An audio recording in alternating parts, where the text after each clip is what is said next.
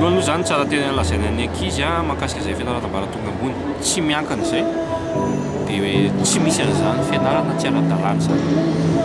Lalàna amin'ny fianazana manana anazy samihafa zany, tsy mizara roa mazava tsara io resaka io tena. Ny fankatoavan'ny fanjakana eo amin'ny resaka fisokafana fianarana, zay le hoe arrêté d'ouverture. Dia eo ihany izay koa zany le resaka arrêté momba ny diplôme, samihafa mihitsy zany ireo anankiroa ireo.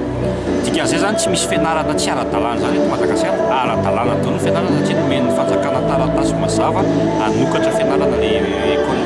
Fa zavatra mitsanga dia zao misy filière ohatra anankidimy eo aminazy, ny anankitelo amin'ireo ihany no ananana taratasy any fanjakana efa mivoaka, kanefa misy koa ireo hoe andalana ny fiandrasana taratasy amin'ilay izy. Ny dikan'izay zany tsara fantatry ny ankizy zany le fandehan'izay tantara zay satria hoe raha miditra première année izy akory, misy école première année mianatra ianao tsy mbola reconnu le diplôme ao anatin'ilay izy. Fa rehefa mivoaka licence ianao zay vao hoe régulariser le mahakasika an'ilay diplôme anao. Ohatr'izay ihany koa any ohatra ny amin'ny bac plus 5 mamoaka ingénieur daholo fianarana ambaratonga ambony tsy miankina ireo manana arrêté izy habilitation, manana équivalence izy amin'ny FOP.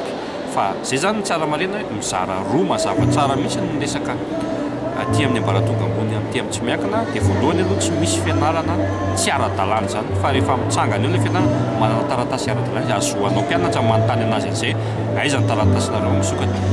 Mazava ho azy zany fa manana an'iny daholo. Fa eo amin'ilay diplôme no misy an'izay le hoe mbola andalana na ihany koa hoe efa ananana ilay izy. Fa io koa tsy na misy fotoana ny angatahan'ny fanjakana amin'ilay fanomezana an'ilay izy, ka na efa vita raha bac plus 5 nao ohatra mbola tsy mivoaka ilay izy dia mbola tsy mivoaka zany ilay izy fa tsy hoe tsy ara-dalàna fa azonao foana ihany iny rehefa avy eo. Ka mitsanga taminay zany ary fantatray ilay izy fa efa ela be aty aoriana zay vao mivoaka ny équivalence ny FOP sy ny catégorie sy ny isan-karazany dia aty ianao vao mahazo an'ilay izy satria marina koa aloha satria fanjakana koa tsy hanome foana hoe tonga dia homeme fotsiny fa midinihan tsara daholo ny dossier rehetra rehefa okely izy dia misokatra.